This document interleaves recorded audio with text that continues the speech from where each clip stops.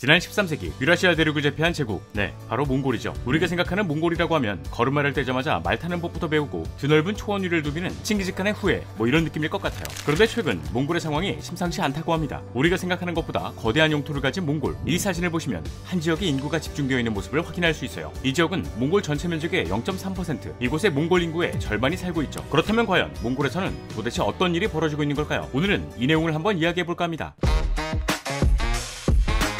자, 오늘 저와 함께 살펴볼 지식 가이드는 몽골의 인구 이동입니다.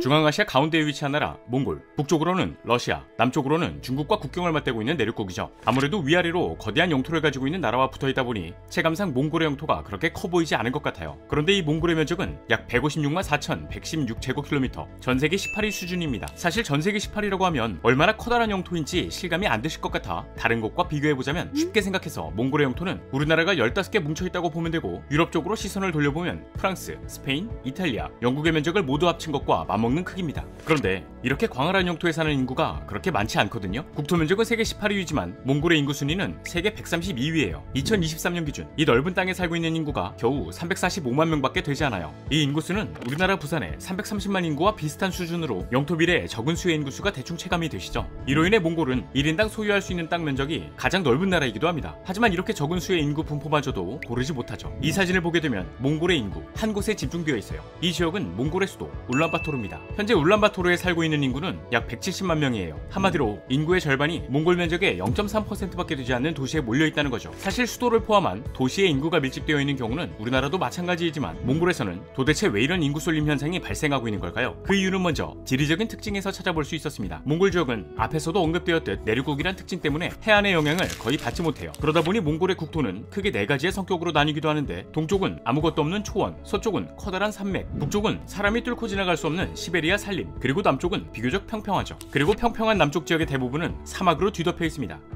바로 고비 사막이죠. 때문에 지역마다 차이를 보이고 있긴 하지만 몽골의 평균 해발 고도는 약 1580m, 울란바토르는 1350m로 대부분의 지역이 고지대예요. 당연히 고지대가 많다 보니 내륙은 건조하고 서쪽으로 갈수록 연교차도 크고, 특히 겨울에는 진짜 춥거든요. 일단 몽골의 계절은 7월에서 8월만 여름이고, 9월부터는 슬슬 싸늘해지기 시작해 10월부터 4월까지는 쭉 겨울이에요. 한창 추울 때는 영하 40도 이하로 내려가기도 해서 우리나라 사람들은 쉽게 경험해보지 못할 극심한 추위가 이어진다고 하죠. 또 이곳의 특징이 연간 일조량이 230일에서 260일, 즉 맑은 날이 많습니다. 반대로 연평균 강수량은 약 300mm 정도라서 비가 많이 안 와요. 우리나라의 연평균 강수량은 1277mm, 세계 평균은 807mm인 것과 비교해보면 몽골의 강수량은 매우 적다는 걸 알 수 있죠. 그리고 이런 환경적인 요인들은 몽골에서 나타나고 있는 인구 밀집에 큰 영향을 미쳤어요. 일단 몽골 인구의 30% 이상이 목축업을 하고 있거든요. 인구가 345만 명인데 가축의 수는 7천만 마리로 광활한 초원에다가 소, 말, 양, 염소, 낙타를 풀어놓고 키우는 경우가 많죠. 그런데 몽골에서는 주기적으로 찾아오는 불청객으로 인해 엄청난 피해를 보고 있다고 합니다. 바로 조드. 여기서 말씀드린 조드라는 것은 몽골에서 여름의 가뭄 뒤에 찾아오는 겨울의 극심한 가뭄, 또는 영하 50도까지 떨어지는 혹한의 재앙을 말해요. 조드는 크게 눈이 많이 오지 않아서 가뭄으로 가축들이 물을 먹지 못해 죽는 하르조드, 반대로 눈이 너무 많이 와서 가축들이 떼죽음을 당하는 차강조드로 나뉘죠. 그리고 이 조드가 찾아올 때면 초원에서 뛰어놀던 가축들이 얼어 죽거나 먹이를 찾지 못해서 굶어 죽게 되는데, 이게 얼마나 심각했으면 과거 거대한 용토를 지배했던 몽골에서 전사는 화살 한 발에 죽고 부자는 조드 한 번에 망한다라는 속담이 존재할 정도예요. 실제로 1945년 발생한 조드로 인해 몽골 전체 가축의 3분의 1이 죽었던 적이 있었고, 2001년에는 1000만 마리에 달하는 가축이 한 번에 폐사하기도 했어요. 그러던 2008년 몽골 역사상 최대 규모의 차강조드가 찾아와 몽골의 80%가 눈으로 덮이게 되었고,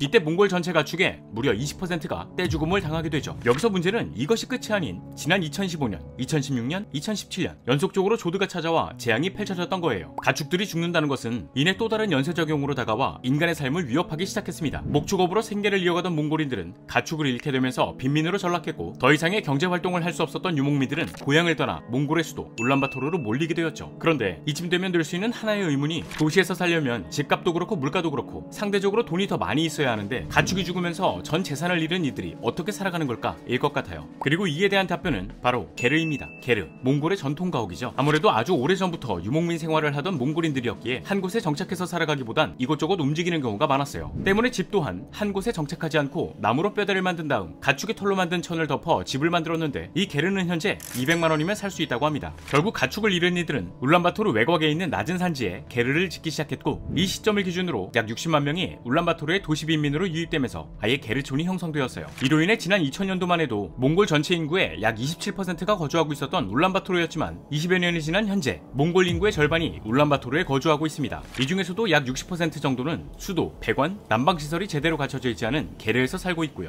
그런데 울란바토르가 몽골의 수도이자 도시라고 해서 안 추운 게 아니거든요. 오죽했으면 전 세계 수도 중에서 울란바토르가 가장 춥다라는 말이 나올 정도인데 게르에서 살고 있는 이들은 겨울을 버티기 위해 정제되지 않은 싸구려 석탄을 태웁니다. 이마저도 살 돈이 없는 사람들은 나무, 타이어, 폐플라스틱까지 가져와 난방 원료로 사용해요. 그리고 이건 대기오염의 가장 큰 유발 요인으로 작용하고 있죠. 몽골 정부에서 조사한 바에 따르면 울란바토르 대기오염의 유발 요인으로 차량이 10%, 화력발전소 6% 등으로 조사되었거든요. 그런데 이 게르촌에서 난방을 위한 연료 연소가 80%라고 해요. 또 이곳이 산으로 둘러싸여 있는 분지 지형이다 보니 공기 이동이 쉽지 않아서 몽골의 동절기 평균 대기오염 농도는 세제곱미터당 300에서 400 마이크로그램, 우리나라 미세먼지 경보 기준보다도 훨씬 높아요. 서울의 동절기 평균 수치보다는 10배 이상 높고요. 이로 인해 몽골은 전 세계에서도 손꼽힐 정도로 많은 기후변화가 일어나고 있다고 하는데 기후변화의 원인은 이뿐만이 아니었습니다. 우리가 백화점 옷매장에 가서 옷 가격표를 보면 내려놓는 경우가 많죠. 이런 고가 제품들의 재질을 보면 종종 이런 단어를 확인할 수 있어요. 바로 캐시미어. 캐시미어는 쉽게 말해 캐시미어 사냥 또는 염소의 털로 만든 섬유인데 이 몽골에서 캐시미어가 대표적인 산업 중 하나예요. 역사적으로 몽골의 유목민들은 양과 캐시미어 염소를 7대3 정도의 비율로 함께 길렀다고 하거든요. 양은 한 자리에서 풀을 뜯지만 염소는 이동하면서 풀을 뜯어요. 그러나 여기서 염소의 단점은 풀을 뿌리까지 파헤쳐서 뜯어먹는다는 것이었죠. 때문에 양과 염소의 비중을 맞춰 땅이 황폐해지지 않도록 한 건데 지난